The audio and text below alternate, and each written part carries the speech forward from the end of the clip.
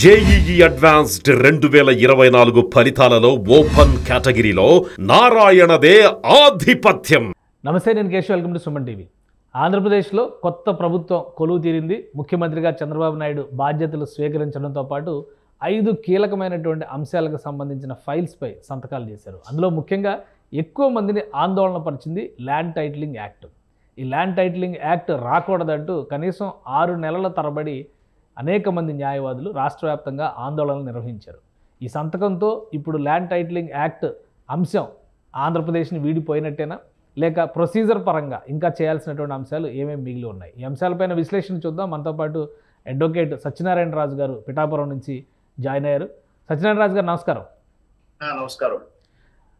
చాలాసార్లు మీరు చెప్పారు దీనికి సంబంధించి ల్యాండ్ టైటిలింగ్ యాక్ట్ విషయంలో మీరు చేస్తున్నటువంటి ఆందోళనలు, అలానే జనసేన అధినేత మీ పిఠాపురం నియోజకవర్గంలో పోటీ చేస్తున్న సందర్భంలో ఆయన రిప్రజెంటేషన్ కూడా ఇచ్చారు. ఫైనల్గా ఒక రోజు వస్తుంది కాబట్టి దానికి ఒక కన్క్లూజన్ ఇస్తూ చంద్రబాబు నాయుడు గారు సంతకాలు కూడా చేసేశారు. ఇక అయిపోయినట్టేనా ఈ ల్యాండ్ టైటిలింగ్ యాక్ట్ అనేది? ఉపసంహరించినట్టుగా మనం డిసైడ్ అవ్వచ్చా? ఇంకా ప్రొసీజరల్గా ఏమైనా అంశాలు మిగిలి ఉన్నాయా ఇందులో?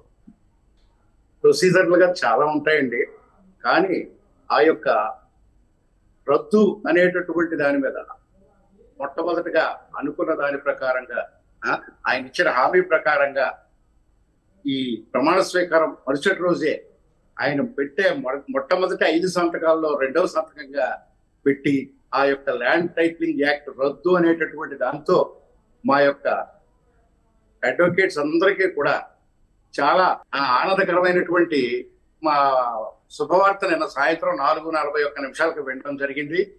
అది చాలా ఆనందదాయకం.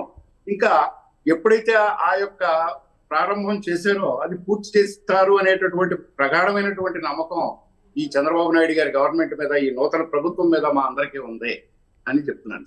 రైట్. అలానే దీనికి సంబంధించి ఎక్కువ మంది అడ్వకేట్లు ఆందోళన చెందారు. ఇప్పుడు ప్రొసీజర్ పరంగా యాక్ట్ రద్దయిన తర్వాత మిగతా అంశాలు, ముఖ్యంగా లీగల్గా భూమికి సంబంధించి వచ్చినటువంటి అంశాలపైన ప్రభుత్వం క్లారిటీ ఇచ్చినట్టుగా మనం చూడొచ్చు. న్యాయవాదులకు సంబంధించినటువంటి సమస్యలన్నీ కూడా ఇందులో సమస్యపోయినట్టుగానే చూడొచ్చా? ఆ ల్యాండ్ టైటిలింగ్ యాక్ట్ వలన ప్రాథమికంగా న్యాయవాదుల కన్నా ప్రజలందరికీ చాలా నష్టం అండి. యాక్చువల్గా ఏంటంటే ల్యాండ్ టైటిలింగ్ యాక్ట్ మీద అడ్వకేట్స్ అందరూ ఆందోళన చేస్తుంటే ఏదో అడ్వకేట్స్కి అన్యాయం జరుగుతుంది కాబట్టి ఈ ఆందోళన చేస్తున్నారు అని చెప్పి అనుకున్నారు అప్పట్లో ప్రజలు. ఆ యొక్క ఆందోళనలో భాగంగా మా న్యాయవాదులు, ఆంధ్రప్రదేశ్ న్యాయవాదులు అందరూ కూడా, అంటే ప్రత్యేకించి మా పిఠాపురం విషయంలో నేను చెప్తానండి, మేము గత ఆ యొక్క ఆందోళన సమయంలో 63 రోజులు కోర్టులను బహిష్కరించి నిజంగా ఏ విధమైనటువంటి ఆదాయాలు లేకుండా అలాగా ఈ యొక్క ఆందోళన అనేటువంటిది చేయడం జరిగింది. ఉదయం నుంచి సాయంత్రం దాకా రిలే నిరాహార దీక్షల్లో కూర్చుని మా యొక్క యువ న్యాయవాదులు, అంటే నాకులాంటి సీనియర్స్ తిరగలేము కాబట్టి యువ న్యాయవాదులు ఈ యొక్క గ్రామం ప్రతి గ్రామానికి ఒక 6 మంది 10 మంది వెళ్ళి పబ్లిక్ మీటింగ్స్ పెట్టి రైతులకి, భూ హక్కుదారులకి ఈ యొక్క చట్టం వలన వచ్చే అనర్థం ఏంటి అని చెప్పి వాళ్ళకి పూర్తిగా ప్రజల్లో ఒక అవగాహన కల్పించడం జరిగింది. ఆ అవగాహన కల్పించిన ఫలితమే ఈ గత ప్రభుత్వం ఓటంలో ముఖ్యమైన ఒక కారణం అయింది. ముఖ్యమైన కారణాల్లో ఇది ఒక కారణం అయింది అని చెప్పి నేను భావిస్తున్నాను. రైట్. సరే, ఇప్పుడు మొత్తం ప్రాసెస్ కంప్లీట్ అయిపోయింది. అన్ని రకాలుగా కూడా పాత ప్రభుత్వానికి సంబంధించినటువంటి అంశాలన్నీ తెర వెనక్కిపోయినాయి. ఇంకా మిగతా రాజకీయపరమైనటువంటి అంశాలను చూస్తే కొత్త ప్రభుత్వం ఏర్పడింది. మీ అంచనాలు ఏ విధంగా ఉన్నాయి? ముఖ్యంగా పిఠాపురం ఎమ్మెల్యేగా మీరు చెప్పారు అంతకు ముందర కూడా పవన్ కళ్యాణ్ గారే గెలుస్తారని. ఇప్పుడు భారీ మెజారిటీతో అక్కడ గెలిచారు. రేపు 20వ తేదీన పవన్ కళ్యాణ్ పిఠాపురం రాబోతున్నారు. ఏ విధంగా ఉండబోతుంది ఆయనకి స్వాగతం? ఇంకా అది నా లెక్క ప్రకారం ఏంటంటే ఆయన ఏ రోజు పిఠాపురం ఆయన నియోజకవర్గంగా ఎన్నుకున్నారో అక్కడే మొదలైందండి సంబరాలు. ఇంకా ఆ సంబరాలు ఆ రోజు నుంచి మొన్న ప్రమాణ స్వీకారం వరకు చూసాం. అక్కడ వరకు ఎక్కడ ఒకదానికన్నా ఒకటి తగ్గలేదు ఏ రోజు కూడా. ఇవాళ మొత్తం భారతదేశమే కాదు యావత్ ప్రపంచం కూడా పిఠాపురం వైపు కన్నేసింది అంటే ఇక్కడ పిఠాపురంలో పవన్ కళ్యాణ్ గారు పోటీ చేయడమే. కాబట్టి ఆయన ఎలక్షన్కి ఇక్కడ పోటీ చేసినప్పటి నుంచి ఇప్పుడు వరకు, మొన్న ప్రమాణ స్వీకారం జరిగి తర్వాత విశేషాల వరకు ఆయన ఎక్కడా కూడా విషమ్యంగా పోవడం కానీ ఇది కానీ ప్రతి ఒక్కరికి ఆ కృతజ్ఞతలు చెప్పుకోవడం కానీ ఆ వినమ్రత కానీ దానివల్ల పవన్ కళ్యాణ్ గారు ఒక పార్టీ ప్రెసిడెంట్ గా అందులో 70% విజేత, మా యొక్క పిఠాపురం ఎమ్మెల్యే కావడం, ఇంకా ఆయనకి స్వాగతం చెప్పడంలో ఆయన ఆల్రెడీ మళ్ళీ కండిషన్స్ పెట్టారు. సాల్వాలు తేవద్దు, బొక్కేలు తేవద్దు, ఏమి వద్దు, కష్టపడొద్దు, అందరినీ గ్రామానికి అందరికీ వెళ్ళి ఎలాగైనా మిమ్మల్ని అందరినీ కలుసుకుంటాను అని చెప్పి. కాబట్టి అది నాకు ఎంతో పెద్ద ఘన స్వాగతం చెప్తే పిఠాపురం ప్రజలకి అభిమానం ఉన్నట్టుగా కాకుండా పిఠాపురం ప్రజలకి ఎంత అభిమానం ఉందో ఆయన ముందుగానే గ్రహించి ముందు ఆంక్షలు పెట్టారు. కాబట్టి ఆయన ఆంక్షలు ఎంతవరకు ఆపుకోగలరో ఈ ప్రజల అభిమానాన్ని అనేది చెప్పలేకపోతున్నాం. అయితే స్వాగతం అయితే మాత్రం ఘన స్వాగతం ఖచ్చితంగా ఉంటుందండి. ఇంకోటి మంత్రి పదవుల విషయంలో కూడా చాలా చర్చ జరిగింది. ఫైనల్గా ఉప ముఖ్యమంత్రి ఎవరు గెలిచినా కానీ పిఠాపురంలో ఉప ముఖ్యమంత్రి అని హామీ ఇచ్చారు. జగన్మోహన్ రెడ్డి గారు కూడా వంగా గీతకి ఉప ముఖ్యమంత్రి అనేటువంటి మాట చివరి రోజుని చెప్పి వెళ్ళారు. సో ఫైనల్గా పవన్ కళ్యాణ్ గారు గెలిచారు, ఆయన ఉప ముఖ్యమంత్రి అనేది అయితే ఖరారైంది.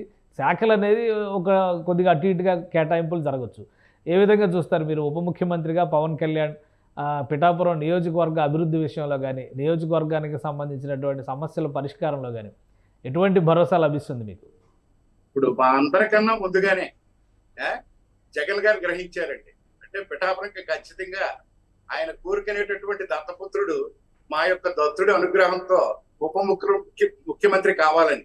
అందుకోసం ఆయన కోరుకున్న వాళ్ళు పిఠాపురానికి ఉప ముఖ్యమంత్రి ఖచ్చితంగా ఇస్తానని చెప్పారు. అందువల్లనే ఆయన ఖచ్చితంగా మరి ఆ దత్తుడు ఆ శ్రీవల్లభుడు మాకు పవన్ కళ్యాణ్ రూపంలో ఉప ముఖ్యమంత్రిగా మాకు ప్రసాదించాడని చెప్పి మేము అందరం భావిస్తున్నాం సార్. రైట్. ఇక ఆంధ్రప్రదేశ్లో కొత్త ప్రభుత్వానికి సంబంధించినటువంటి లక్ష్యాలపైన విస్తృతమైనటువంటి చర్చ జరుగుతుంది. 5 సంతకాలతో ప్రస్థానాన్ని చంద్రబాబు నాయుడు గారు ప్రారంభించారు. రాష్ట్రానికి సంబంధించి అభివృద్ధి కానీ ఆర్థికపరమైనటువంటి దిశానిర్దేశం విషయంలో కానీ ఒక స్పష్టమైన వ్యూహం ఉంటుందని నమ్ముతున్నారా మీరు? ఖచ్చితంగా నమ్ముతున్నాను. జరుగుతాయనే కూడా ఖచ్చితంగా ప్రగాఢమైన నమ్మకం నాకు ఉంది.